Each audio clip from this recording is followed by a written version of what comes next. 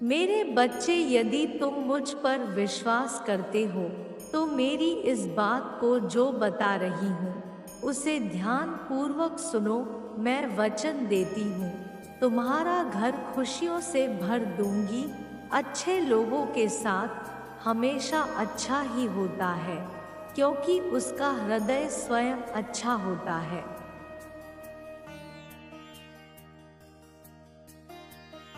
इसलिए तुमको समझना बहुत जरूरी है, वह समय बहुत नजदीक है जिस समय तुम एक ऐसी सुखद समय में प्रवेश करने वाले हो जो सुख समय तुम्हें आनंद से भर देगा, जो खुशियों के साथ मेरी हर खुशी का ख्याल रखते हुए।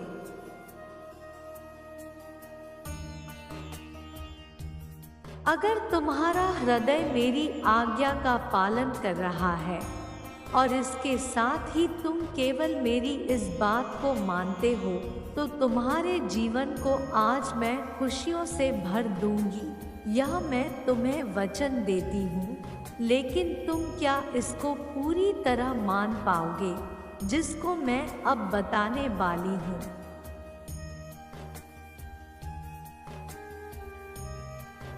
मेरे बच्चे, अपने हृदय से ईमानदारी रखकर ही तुम जवाब देना। यदि तुम पूरी तरह से उस बात को मान पाओ तो हाँ कहना, क्योंकि कार्य थोड़ा कठिन है लेकिन तुमको करना है, क्योंकि सरल कार्य तो कोई भी कर सकता है।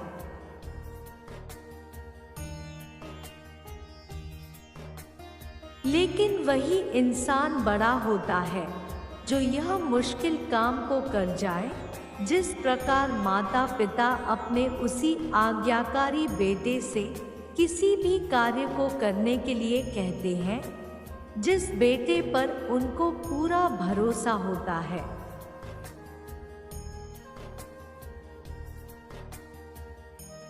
वह उनकी आज्ञा पर खरा उतरेगा। उसी प्रकार मुझे भी तुम पर पूर्ण भरोसा है कि तुम मेरी आज्ञा पर खरे उतरोगे और जो मैं बता रही हूँ उसको तुम करोगे तो करते ही निश्चित ही मैं तुम्हारे जीवन में और तुम्हारे घर में खुशियाँ बिखेर दूंगी।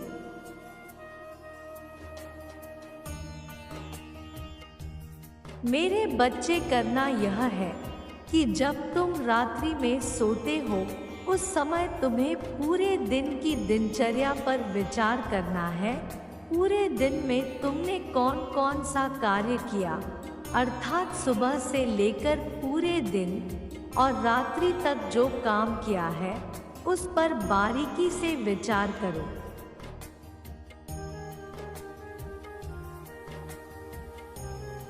कहाँ अच्छा काम किया है, कहाँ तुमको कोई गलती हुई है या तुमने कोई नया कार्य प्रारंभ किया है, तो आज रात्रि से ही तुम्हें यह कार्य प्रारंभ करना होगा। जीवन में 3 बातें सोते समय तुमको विचार करके सोना है।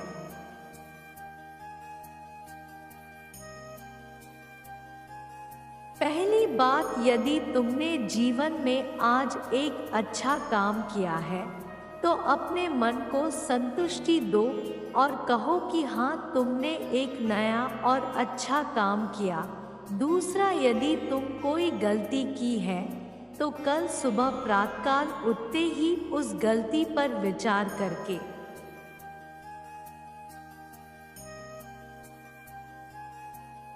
तुम आगे ऐसी गलती कभी नहीं करोगे, उसका दृढ़ निश्चय लेना है। तीसरा, तुमने आज पूरे दिन में गलती से भी जो किसी का दिल तो नहीं दुखाया है या किसी का अपमान नहीं किया या किसी को अपशब्द तो नहीं बोले।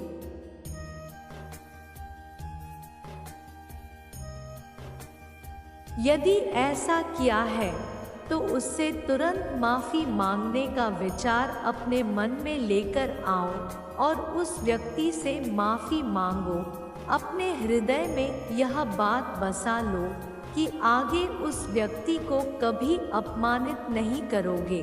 बल्कि किसी और व्यक्ति को भी कभी तुम्हारी वजह से अपमानित ना होना पड़े।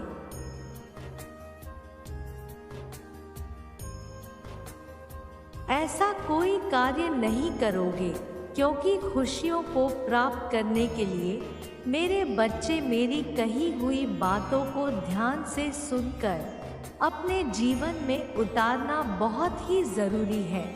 और इस बात को समझना बहुत ज़रूरी है कि यदि तुम किसी का अपमान नहीं करोगे,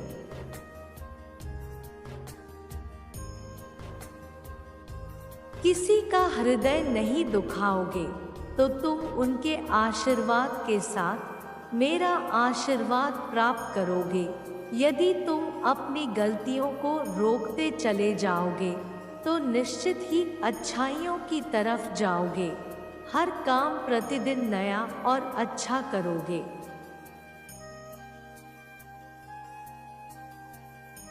तो जीवन अपने आप मेरे आशीर्वाद से खुशियों से भर जाएगा। धीरे धीरे करके खुशियाँ आती चली जाएगी और गम तुमसे दूर रहेगा। यदि तुम खुशियों को अपनी ओर आकर्षित करना चाहते हो तो तुम्हें जो आज बताया है उसे करना ही होगा।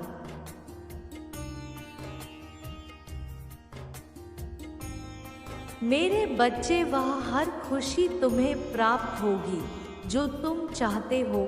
सच्चाई तुम्हारे सामने है, अब चलना तुम्हें है। मैं तुम्हें बता दिया है कि रास्ता वह है, पर चलना तुम्हें है।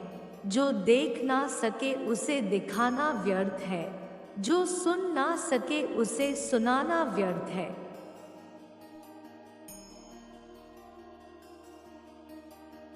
तुम जो देख रहे हो, जो सुन रहे हो और जो उम्र भर कर रहे हो, वह तुम्हारी आध्यात्मिक उन्नति का फल है।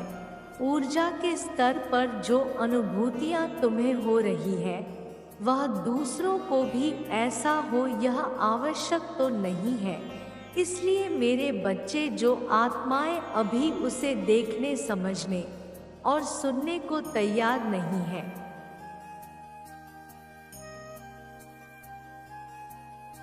उन्हें सत्य का प्रकाश दिखाने का कोशिश मत करो।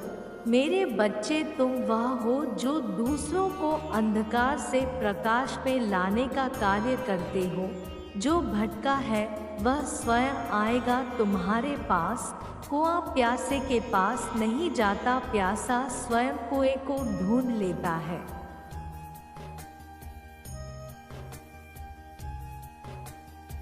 भौतिकवादी संसार में मानव अपने भौतिक शरीर को ही परम सत्य मान बैठा है, जो तुम्हारे अस्तित्व का कण मात्र भी नहीं है।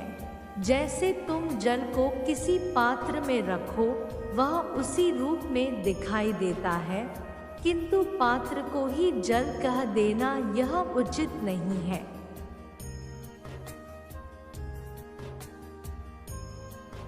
यदि उसी जल को धरती पर बिखेर दो, तब भी जल का अपना अस्तित्व रहेगा। इसी प्रकार यह भौतिक शरीर तुम नहीं हो, बस यह एक अस्थाई पात्र है जिसमें तुम्हारी परम चेतना आत्मा को धारण किया है। वह भौतिकवादी लोग तुमसे कहेंगे,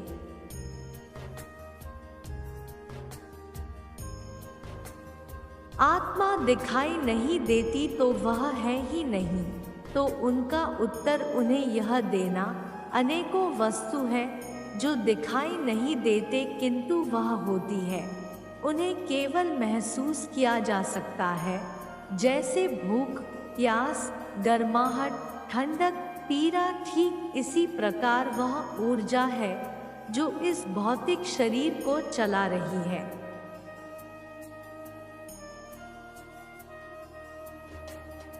वह अंतिम सत्य है। जब तक आत्मा भौतिक पात्र में रहती है, तब तक तुम इसी शरीर को सत्य मानकर सब करते हो, किंतु जैसे ही वह शरीर को छोड़ती है, मानव का यह बहुमूल्य शरीर मिट्टी के समान ढेर हो जाता है।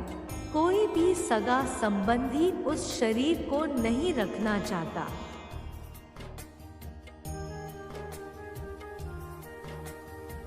जो प्रिय जन तुम्हारी आत्माओं के रहने पर उसी शरीर के लिए सारी संपत्तियां लगाने को तैयार होते हैं, वही लोग उस आत्मा के निकल जाने पर शरीर के लिए कुछ नहीं देना चाहते, यहाँ तक कुछ दिन भी उस शरीर के साथ नहीं रह सकते।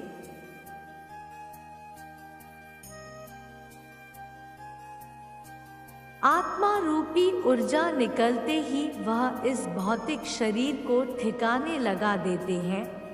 अब तुम ही उत्तर दो, अस्तित्व किसका है, शरीर का या आत्मा का? मेरे बच्चे, तुम जिस मार्ग पर हो वह तुम्हें परम सत्य की ओर ला रहा है। उसी अंतिम सत्य को प्राप्त करना तुम्हारा अंतिम लक्ष्य है।